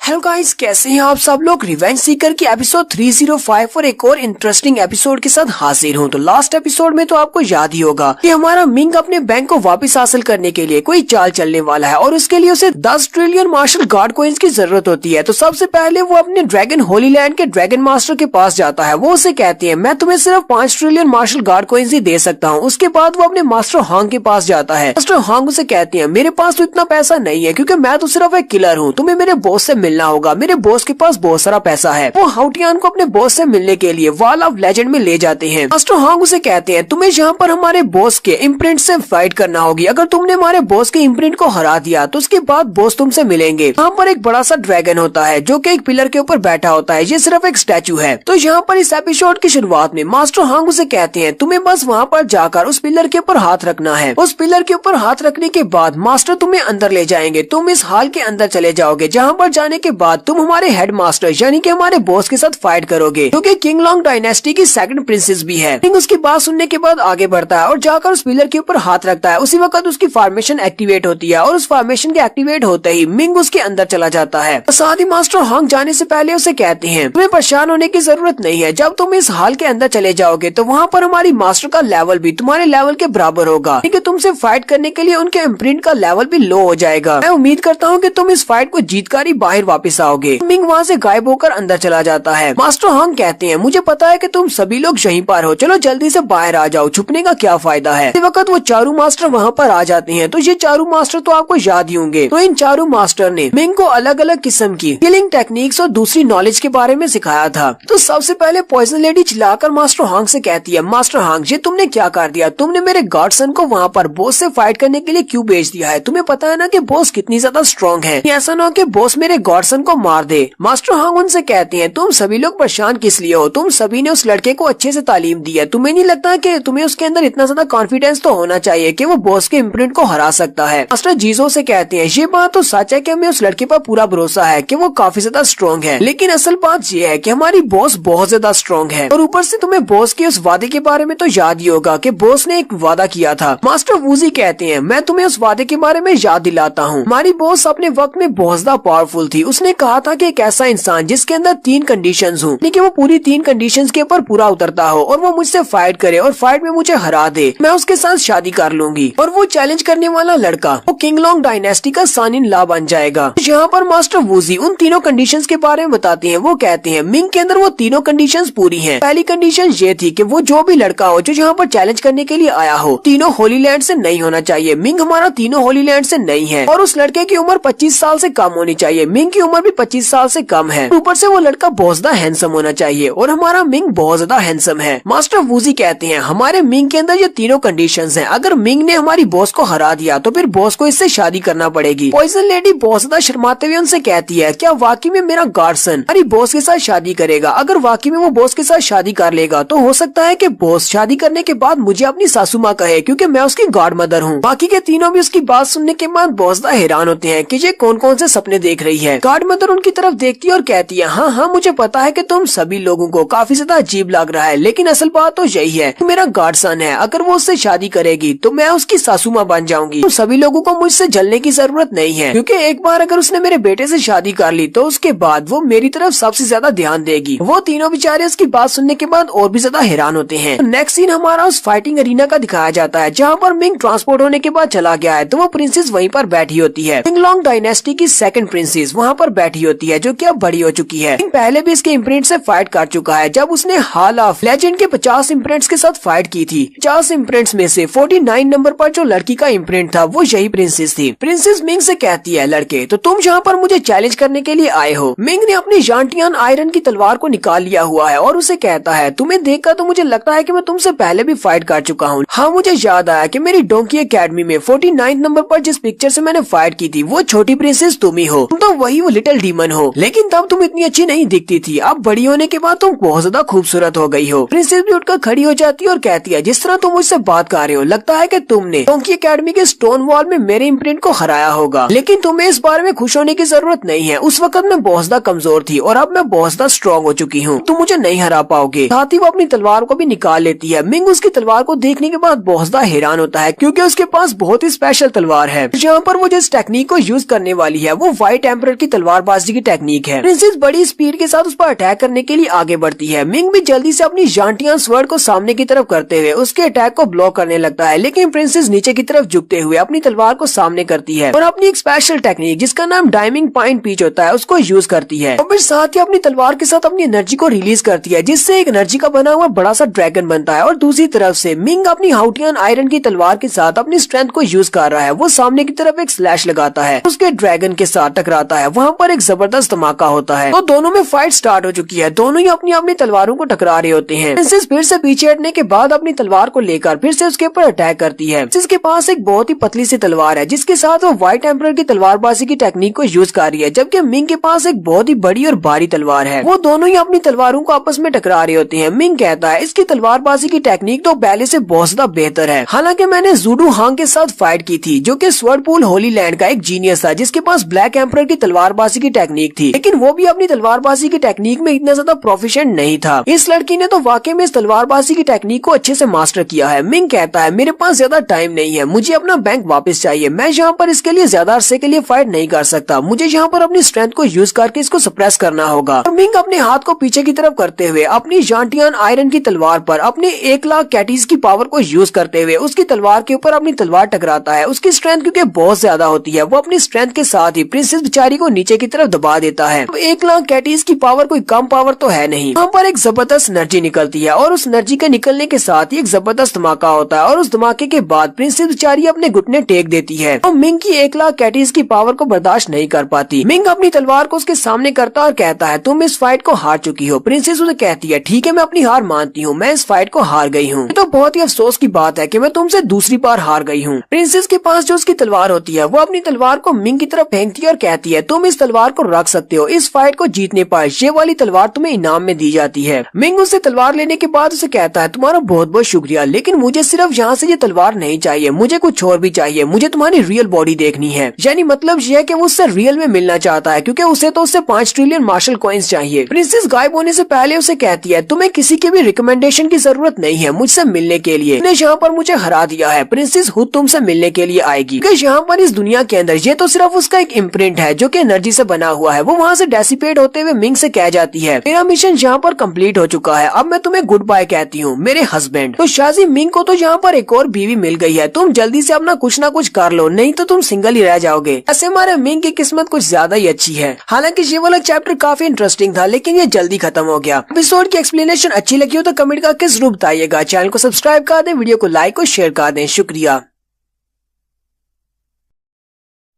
हेलो गाइस, कैसे हैं आप सब लोग। रिवेंज सीकर के एपिसोड 306 के साथ हाजिर हूं। तो लास्ट एपिसोड के एंड पे हमने देखा था कि मिंग सेकंड प्रिंसेस को हरा देता है। सेकंड प्रिंसेस को हराने पर जब उसका इम्प्रिंट वहां से गायब हो रहा होता है तो वो गायब होने से पहले उसे कहता है अब मेरा मिशन यहाँ पर पूरा हो चुका है, तुम्हें मुझसे मिलने की जरूरत नहीं है, मैं तुम्हें खुद मिलने के लिए बुला लूंगी। और प्रिंसेस वहाँ से गायब होने से पहले मिंग को अपना हस्बैंड कह जाती है। मिंग इस बात से बहुत ज्यादा हैरान होता है। तो इस एपिसोड की शुरुआत में जब प्रिंसेस वहाँ से गायब हो रही होती है तो वो उसे कहती है मेरे हस्बैंड मैं तुम्हें मिलने के लिए जरूर बुलाऊंगी, मेरा मिशन यहाँ पर पूरा हो चुका है, अब मेरा इम्प्रिंट यहाँ से गायब हो रहा है। और उसका इम्प्रिंट वहाँ से गायब हो जाता है। मिंग कहता है अब ये भी तुमने मुझसे क्या कहा, क्या तुमने मुझे हस्बैंड कहा, मुझे इस बात की समझ नहीं आई, लेकिन तुम मुझे अपना हस्बैंड क्यों कह रही हो। इस बात से मिंग काफी ज्यादा हैरान होता है। प्रिंसेस के वहाँ से गायब होने के बाद वहाँ पर एक लाइट चमकती है और मिंग वहाँ से टेलीपोर्ट हो जाता है और मिंग भी वहाँ से गायब होकर एक दूसरी जगह पर चला जाता है, एक छोटी दुनिया में, क्योंकि सेकंड प्रिंसेस फेंगजी की छोटी दुनिया होती है। मिंग उस जगह पर जाता है तो वो काफी ज्यादा हैरान होता है। वहाँ पर एक बहुत ही बड़ा हाल होता है। मिंग सामने की तरफ देखता है तो वहाँ पर पहले तो कोई भी नहीं होता। मिंग कहता है ये क्या, मुझे लगता है कि उस प्रिंसेस के उस इम्प्रिंट को हराने के बाद मैं एक दूसरी जगह पर टेलीपोर्ट हुआ हूँ। लगता है कि सेकंड प्रिंसेस ने अपनी डिवाइन लाइट को यूज करते हुए मुझे यहाँ पर समन किया है, अब वो मुझे मिलने वाली है, यानी कि हमारी गैंग की बॉस हमसे मिलने वाली है। उसी वक्त प्रिंसेस सामने से निकल कर आती है। मिंग जल्दी से उसके सामने अपने घुटने टेक देता है और बैठकर उसे कहता है मास्टर मेरा नाम जी मिंग है और मैं यहाँ पर आपसे मिलने के लिए आया हूँ। प्रिंसेस उसके सामने खड़े होकर कहती है लगता है कि तुम्हें किसी के सामने घुटने टेकने की कुछ ज्यादा ही शौक है, तुम्हें किसने कह दिया कि यहाँ पर मेरे सामने घुटने टेको, तुम एक मर्द हो, तुमने मुझे फाइट में हराया है, इसलिए जल्दी से उठकर खड़े हो जाओ, तुम्हें घुटने टेकने की जरूरत नहीं है। और प्रिंसेस ने यहाँ पर वेडिंग ड्रेस भी पहना होता है। उसे कहती है आज के बाद तुम्हें किसी के सामने भी घुटने टेकने की जरूरत नहीं है, क्योंकि आज के बाद तुम हमारी किंगलॉन्ग डायनेस्टी के दामाद हो और किंगलॉन्ग डायनेस्टी के दामाद होने के नाते अब तो तुम्हें किंगलॉन्ग डायनेस्टी के एम्परर के सामने भी घुटने टेकने की जरूरत नहीं है। मिंग हैरान होकर प्रिंसेस से कहता है प्रिंसेस मैं तो यहाँ पर अपने बैंक के बिजनेस के बारे में बात करने के लिए आया हूँ, अचानक से मैं यहाँ पर किंगलॉन्ग डायनेस्टी का दामाद कैसे बन गया, मुझे इस सब के बारे में समझ नहीं आ रही कि आप क्या कह रही हैं। साथ ही मिंग उसके कपड़ों की तरफ देखकर सोच रहा होता है कि इसने अचानक वेडिंग ड्रेस क्यों पहनी हुई है, ये इस तरह मेरे सामने क्यों आई है, पता नहीं यहाँ पर हो क्या रहा है। प्रिंसेस कहती है तुम ये किस तरह की बातें कर रहे हो, तुम्हें तो शादी के लिए जल्दी से हाँ करनी चाहिए क्योंकि मैं एक प्रिंसेस हूँ। फिर वो अपनी नौकरानियों से कहती है जल्दी से यहाँ पर आओ और इस लड़के के कपड़े चेंज करो, हम दोनों कोर्ट में जा रहे हैं शादी करने के लिए। तो नौकरानियां जल्दी से कपड़े लेकर आ जाती हैं और मिंग को घेर लेती हैं। वो उसे कहती है प्लीज सर जल्दी से अपने कपड़े चेंज कर ले। मिंग चिल्ला चिल्ला कर उन सभी से कह रहा होता है तुम सभी लोग ये कर क्या रहे हो, तुम लोगों ने गलत बंदे को पकड़ लिया है, मैं कोई दूल्हा नहीं हूँ, मैं तो यहाँ पर बिजनेस की बात करने के लिए आया हूँ। तो मेरे सब्सक्राइबर्स में से जितने भी सिंगल हैं उनमें से किसी के साथ इस तरह होता तो उसने तो कहना था हाँ क्यों नहीं, मेरी शादी अभी हो जानी चाहिए। लेकिन हमारे मिंग को तो देखो, ये तो दूल्हे के कपड़े पहनने को तैयार नहीं है। सेकंड प्रिंसेस मिंग से कहती है तुम तो कुछ ज्यादा ही शोर मचा रहे हो, मेरा नाम फेंगजी है जो कि किंगलॉन्ग डायनेस्टी की सेकंड प्रिंसेस हूँ। मैंने एक बार अपने आप से एक वादा किया था, मैंने अपना प्रिंट छोड़ा था लेजेंडरी हॉल में और मैंने एक वादा किया था कि जो भी एक लड़का उसकी उम्र 25 साल से कम हो और उसके अलावा वो 4 बड़ी डिवाइन लैंड से ना हो, यहाँ पर आकर मुझको हरा देता है तो मैं उससे शादी कर लूंगी, वही मेरा हस्बैंड बनेगा। हालांकि मेरी उम्र इस वक्त बहुत ज्यादा है, लेकिन मैंने अपनी उम्र को सिर्फ 23 ईयर्स तक ही महदूद रखा हुआ है, सिर्फ तुम्हारे लिए, ताकि मैं तुम्हारा इंतजार कर सकूं। और तुम यहाँ पर आकर इतने ज्यादा नखरे कर रहे हो। मिंग उसे कहता है प्रिंसेस वो वादा तो आपने किया था, मेरा उस सब से क्या ताल्लुक है, मुझे ये सब कुछ नहीं चाहिए। और ऊपर से मेरी बैकग्राउंड बहुत ज्यादा सिंपल है। मैं एक बहुत ही गरीब फैमिली से यहाँ पर आया हूँ और मेरे पास तो मेरी बैक स्पोर्ट में मेरी फैमिली भी नहीं है। आपको क्या लगता है कि एम्परर इस बात के लिए मान जाएंगे? एम्परर तो मुझे देखते ही मार डालेंगे। इसलिए प्रिंसेस प्लीज अपने लिए कोई और ढूंढ ले, मुझे आपसे शादी नहीं करनी।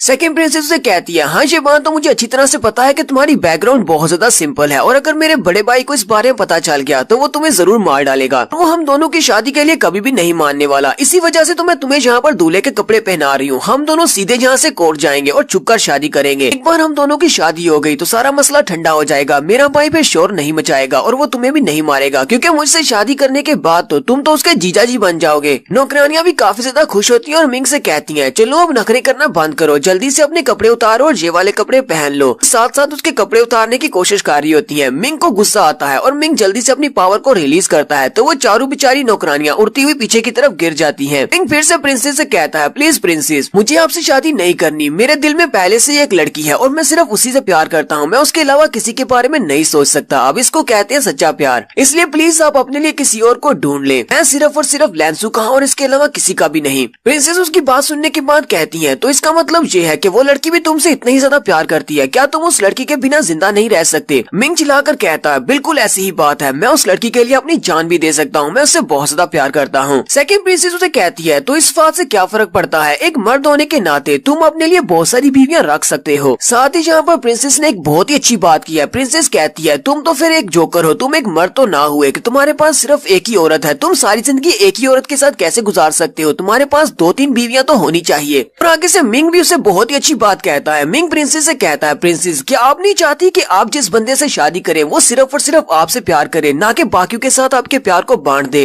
प्रिंसेस उसे कहती है, नहीं, मुझे इस तरह की कोई भी चीज नहीं चाहिए। मुझे ये बात अच्छी तरह से पता है कि हमारी दुनिया में जब एक मर्द मार्शल आर्ट्स का गार्ड बन जाता है तो वो अपने डॉपलगैंगर्स क्रिएट कर सकता है, इतने चाहे उतने क्रिएट कर सकता है। तो उसके बाद उसका हर एक डॉपलगैंगर हर एक औरत के साथ अलग अलग रह सकता है। फ्यूचर में तुम भी मार्शल आर्ट से गार्ड बनने के बाद अपना एक डॉपलगैंगर मेरे लिए रख सकते हो। मिंग उसकी बात सुनने के बाद कहता है, प्रिंसेस आपके पास तो हर सवाल का जवाब है, लेकिन मुझे नहीं लगता कि मैं आपकी इस बात के लिए एग्री कर सकता हूँ। मेरी बॉडी सिर्फ एक ही रहेगी, चाहे मैं मार्शल आर्ट्स का गार्ड भी क्यों ना बन जाऊँ, और मैं सिर्फ और सिर्फ लैंसू से प्यार करता हूँ और उसी के लिए रहूंगा। सेकंड प्रिंसेस उसे कहती है, हाँ तुम्हारे पास ये राइट है, तुम्हारे पास ना करने का भी राइट है। मैं प्रिंसेस हूँ, अब मैं तुम्हें यहाँ पर फोर्स तो नहीं कर सकती कि मेरे साथ शादी करो। यहीं पर हमारी बिमिंग निकलती है। बिमिंग मास्टर से कहती है, मास्टर प्लीज मेरा मशवरा मान ले और इस लड़की से शादी करने के लिए हाँ कर दे। मिंग उसे कहता है, ये तुम किस तरह की बात कर रही हो बिमिंग? लगता है कि तुम अपनी भाभी के बारे में भूल चुकी हो। मैं सिर्फ और सिर्फ लैंसू का हूँ। मेरी लैंसू वहाँ पर एंडलेस प्रोगाटरी में मेरा इंतजार कर रही है, जहाँ पर उसके ऊपर बहुत ज्यादा टॉर्चर किया जा रहा है। मुझे अपनी लैंसू को बचाना है और मैं सिर्फ और सिर्फ लैंसू का, और तुम ये बात अच्छी तरह से जानती हो। बिमिंग मास्टर से कहती है, मास्टर मैं कोई भी बात बिना वजह के नहीं कहती, मैं सिर्फ आपके फायदे के लिए कह रही हूँ। अगर आप इस लड़की से शादी करने के लिए इससे वादा कर देते हैं तो इस लड़की का स्टेटस और इस लड़की के पास जितना रुपया पैसा है वो सब भी आपका हो जाएगा और आप अपनी लैंसू को बचाने के एक कदम और आगे चले जाएंगे। इस तरह आप लैंसू को बहुत ही जल्दी बचा सकते हैं और जो टॉर्चर उसके ऊपर हो रहा है उसको खत्म किया जा सकता है। मिंग उसे कहता है, नहीं, मैं एक मार्शल आर्टिस्ट हूँ और मैंने सब कुछ अपने बलबूते पर हासिल किया है और फ्यूचर में भी मैं बहुत ज्यादा प्रैक्टिस करूंगा, बहुत ज्यादा मेहनत करूंगा और बहुत ज्यादा पैसा कमाऊंगा। मुझे किसी की मदद की जरूरत नहीं है। प्रिंसेस उसकी बात सुनने के बाद कहती है, क्या तुम दोनों ने आपस में निगोशिएट कंप्लीट कर लिया? मिंग भी इस बात से काफी ज्यादा हैरान होती है। मिंग कहती है, जब मास्टर एक मार्शल आर्ट्स के गुरु बने थे तो मुझे लगा था कि मेरे बारे में कोई भी नहीं जान पाएगा कि मैं यहाँ पर हूँ, कोई मुझे सेंस नहीं कर पाएगा। कि ये तो बहुत ही हैरान करने वाली बात है। मिंग भी हैरान होकर प्रिंसेस से कहता है, क्या तुम्हें पता है कि यहाँ पर मेरे पास एक स्पिरिट है? प्रिंसेस उसे कहती है, हाँ मुझे अच्छी तरह से पता है, क्योंकि तुम इस वक्त मेरी छोटी दुनिया के अंदर हो और यहाँ पर जो कुछ भी होता है वो सब कुछ मुझे पता है, यहाँ तक कि मैं तुम्हारी थॉट्स को भी पढ़ सकती हूँ। हमारे पास डिवाइन क्लॉक है जिसके अंदर से एक स्पिरिट है, वो तुम्हें मशवरे दे रही है। तुम्हारे पास जो डिवाइन क्लॉक है उसके वेयरअबाउट्स के बारे में किसी को नहीं पता, लेकिन वो डिवाइन क्लॉक अब तुम्हारे पास है, जिससे तुम्हारे पास बहुत बड़ी अपॉर्चुनिटी है। लेकिन खैर मैंने तुम्हारी सारी बात सुन ली है, तुमने जो कुछ भी कहा वो अपने दिल से कहा है, इसलिए मैं तुम्हारी फीलिंग्स की कदर करती हूँ और तुम्हें दोबारा फोर्स नहीं करूंगी। मैंने अपना माइंड चेंज कर लिया, ठीक है, मैं तुम्हारे बैंक के मसले को हल कर दूंगी, लेकिन इसके बदले में मुझे भी तुमसे एक फेवर चाहिए। मिंग उसे कहता है, चलो ठीक है, पहले मुझे अपने फेवर के बारे में बताओ कि वो कौन सा फेवर चाहती हो। प्रिंसेस उसे कहती है, मेरा बड़ा भाई जो कि किंग लॉन्ग डायनेस्टी का एम्परर है, वो एक दूसरी दुनिया के ऊपर कब्जा करना चाहता है, वहाँ पर वो अपनी बढ़ाई करना चाहता है, इसीलिए वहाँ पर एक बहुत ही पावरफुल मार्शल गार्ड है। मेरा भाई चाहता है कि मैं उस मार्शल गार्ड से शादी कर लूं जो कि दूसरी दुनिया में है। मैं अपने बड़े भाई की बात को मना नहीं कर सकती, इसी वजह से मुझे उस बुढ़े मार्शल गार्ड से शादी करना पड़ेगी। लेकिन अगर मेरी शादी किसी और के साथ हो जाती है, यानी कि तुम्हारे साथ हो जाती है, तो फिर मैं अपने भाई को इस बात के लिए मना सकती हूँ। मेरा भाई मुझे इस बात के लिए फोर्स नहीं करेगा और मुझे उस बुड्ढे मास्टर से शादी नहीं करना पड़ेगी। मिंग उसकी बात सुनने के बाद उसे कहता है, तो तुम चाहती हो कि हम दोनों यहाँ पर शादीशुदा होने का नाटक करें? मुझे तुम्हारे भाई के सामने जाकर ये कहना होगा कि हम दोनों ने शादी कर ली है, और अगर एक बार उसने इस बात को एक्सेप्ट कर लिया तो तुम्हारी शादी वो इस बुड्ढे मास्टर के साथ नहीं करेंगे। प्रिंसेस उसे कहती है, हाँ तुमने बिल्कुल ठीक समझा है, इसी वजह से हम लोग बाहर से सभी लोगों को यही दिखाएंगे कि हम दोनों हस्बैंड एंड वाइफ हैं, लेकिन अंदर से हम दोनों अपने अलग अलग रास्ते पर चलेंगे। तुम जिससे प्यार करते हो तुम फ्यूचर में उसके साथ जा सकते हो। प्रिंसेस उसे कहती है, चलो जल्दी से सोचकर मुझे बताओ, क्या तुम मेरी इस बात से एग्री करते हो या नहीं। एपिसोड का तो यहाँ पर एंड होता है, लेकिन आपने कमेंट करके बताना है। अगर आपको कोई सेकंड प्रिंसेस आकर कहे कि मुझसे शादी कर लो, लेकिन आप पहले से किसी से प्यार करते हो, तो आप में से कौन कौन ऐसा होगा जो कि प्रिंसेस की एक रिक्वेस्ट को मना करेगा। तो फिर देखते हैं कि आप लोगों का कमेंट में जवाब क्या आता है। एपिसोड की एक्सप्लेनेशन अच्छी लगी हो तो कमेंट करके जरूर बताइएगा। चैनल को सब्सक्राइब कर दें, वीडियो को लाइक और शेयर कर दें। शुक्रिया। हेलो गाइस, कैसे हैं आप सब लोग। रिवेंज सीकर के एपिसोड 307 के साथ हाजिर हूं। तो सबसे पहले आप सभी लोगों को मिंग की शादी की बधाई देता हूं। सभी को बहुत ज्यादा मुबारक हो, क्योंकि इस एपिसोड में हमारे मिंग की पहली शादी होने वाली है।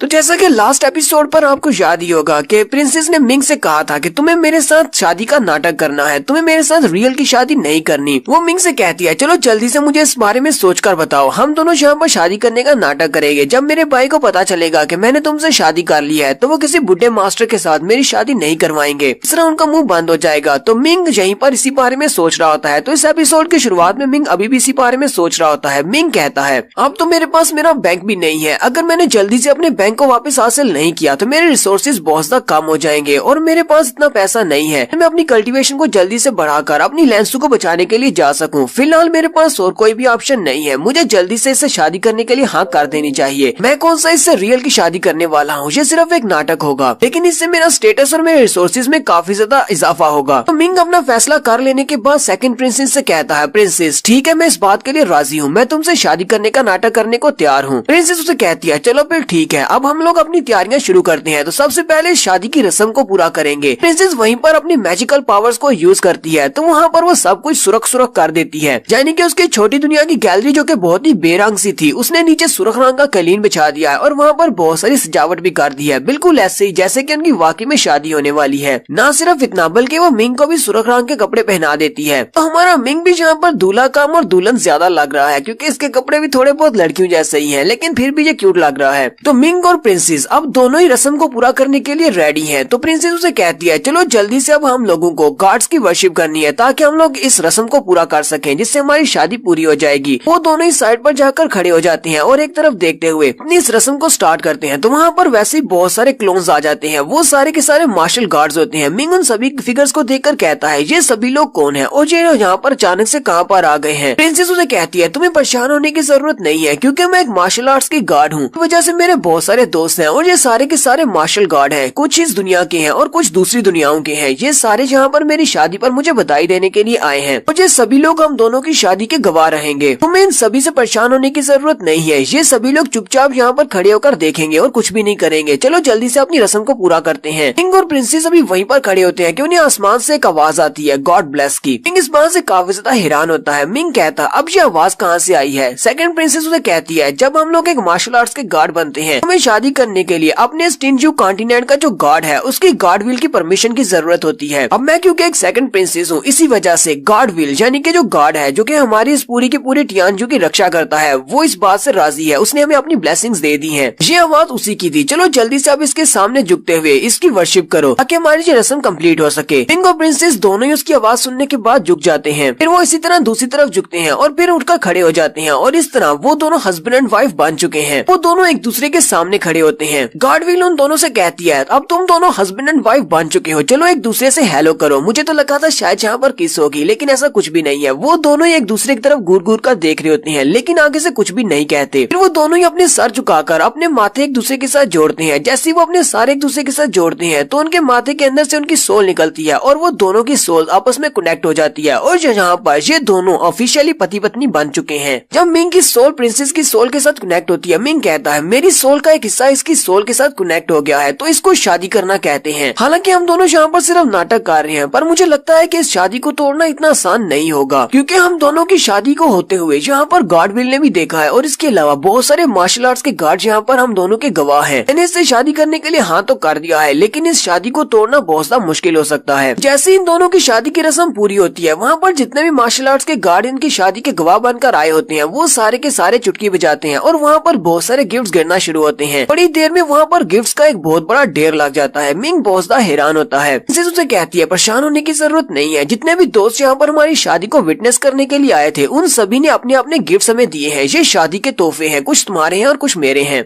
मिंग बहुत ज्यादा हैरान होता है। मिंग कहता है यहाँ पर तो बहुत सारे तोहफे हैं और ये सारे के सारे मार्शल आर्ट्स के गार्ड्स ने दिए हैं, इन सारे तोहफों के अंदर क्या होगा। चलो शुक्र है इनमें से आधे मेरे हैं। प्रिंसेस उसी वक्त अपनी पावर्स को यूज करते हुए उन सारे के सारे तोहफों पर कब्जा कर लेती है, यानी कि उनको अपनी डोमेन में रख लेती है। मिंग कहता है ये क्या, तुमने सारे तोहफों को कहाँ पर गायब कर दिया। वो उसे कहती है ये सारे के सारे तोहफे बहुत ज्यादा पावरफुल हैं और तुम्हारा लेवल काफी ज्यादा लो है, तुम इन सारे तोहफों को यूज नहीं कर पाओगे, इसलिए फिलहाल के लिए इन सारे तोहफों को मैं अपने पास रख लेती हूँ। इसने वाकई में बीवियों वाली हरकत की है, के सारे माल पर कब्जा कर लिया है। मिंग इसकी बात सुनने के बाद हैरान हो जाता है। मिंग कहता है चलो ठीक है, अगर तुम्हें सारे गिफ्ट्स को अपने पास संभाल कर रखना ही है तो कम से कम मुझे इसकी कोई कॉपी तो दे दो, मुझे पता तो चले कितने ज्यादा तोहफे तुमने अपने पास रखे हैं। बाद में तुम इस बारे में मानोगी नहीं कि तुमने कितने रखे थे। तो प्रिंसेस का काम हो जाने के बाद वो मिंग से कहती है अब तुम यहाँ से जा सकते हो और तुम्हारे बैंक के मसले को मैं खुद ही हल कर दूंगी, क्योंकि मुझे पता है कि तुम्हारा मसला क्या है। मिंग आगे से हंसते हुए उससे कहता है सेकंड प्रिंसेस, मैं तुम्हें इस बारे में परेशान कैसे कर सकता हूँ, ये तो मेरा काम है, मैं खुद ही संभाल लूंगा, तुम बस मुझे पैसे दे दो। प्रिंसेस उसे कहती है हस्बैंड तुम्हें यहाँ पर मुझे सेकंड प्रिंसेस कहने की जरूरत नहीं है, तुम मुझे फैंक्सी कहा करो। आज ये बात ठीक है कि हम दोनों सिर्फ नाम के पति पत्नी है, लेकिन फिर भी अब जो तुम्हारा मसला है वो तो मेरा भी मसला है, तुम्हारे बैंक के मसले को मैं खुद ही हल कर लूंगी। मिंग उसे कहता है फैंक्सी प्लीज ऐसा मत करो, तुम यहाँ पर किंगलॉन्ग डायनेस्टी की सेकंड प्रिंसेस हो, मैं तुम्हें इस तरह के मसले में कैसे इन्वॉल्व होने दे सकता हूँ। मैं एक बिजनेसमैन हूँ और बिजनेस का मसला मैं खुद ही संभाल लूंगा, बस मुझे मेरे पैसे दे दो। लेकिन प्रिंसेस उसके ऊपर अटैक करते हुए उसे अपनी छोटी दुनिया से बाहर फेंक देती है और कहती है अपनी बकवास बंद करो, मैंने कहा ना कि मैं तुम्हारे साथ आऊंगी तो मैं तुम्हारे साथ आऊंगी, यानी कि तुम्हारे इस मसले को मैं ही हल करूंगी। आप सभी लोग भी गौर से देख लो, शादी तुम भी देख लो, शादी होने के बाद ऐसा ही होता है हस्बैंड के साथ। बेचारा शादी के लिए मान गया है तो वो उसे थप्पड़ मारकर बाहर फेंक रही है, ऊपर से उसके सारे गिफ्ट्स के ऊपर भी उसने कब्जा कर लिया है। अब भी बताओ कि तुमने करनी है शादी या नहीं। तो मिंग उसकी छोटी दुनिया से बाहर गिरते हुए कहता है फैंक्सी तुम तो वाकई में बहुत बुरी हो, मैंने यहाँ पर तुमसे शादी करने के लिए इस बात को एग्री किया, लेकिन तुम मेरे साथ किस तरह बिहेव कर रही हो। मैं एक मर्द हूँ और ये सारे काम मुझे संभालने चाहिए, लेकिन मुझे अपनी बीवी के सामने बोलने का कोई हक नहीं। तो प्रिंसेस मिंग को बाहर फेंकने के बाद अपनी छोटी दुनिया का दरवाजा बंद कर देती है और उसी के बाद ही वो अपने सामने की तरफ देखती है तो वहाँ पर लाइट चमकती है और पोर्टल ओपन होता है जिसके अंदर से एक और प्रिंसेस निकलती है। तो मुझे लगता है कि यहाँ पर मिंग के साथ जिस लड़की ने शादी की है वो रियल प्रिंसेस का एक क्लोन है, क्योंकि इसी ने कहा था कि मार्शल आर्ट्स के गॉड अपने क्लोन बना सकते हैं। तो दूसरी प्रिंसेस वहाँ पर आने के बाद उसे कहती है तुम इस लड़के के साथ इस तरह क्यों बिहेव कर रही हो, तुमने इस लड़के के साथ शादी की है और इस लड़के के साथ अब तुम्हारा कॉज एंड इफेक्ट जुड़ चुका है, यानी तुम्हारी किस्मत और तुम्हारा कर्मा इस लड़के के साथ जुड़ा हुआ है। ऐसा ना हो कि तुम्हारी शादी की वजह से मेरी रियल बॉडी भी इससे इफेक्ट हो। और यहीं पर हमारी एपिसोड 307 का एंड हो जाता है।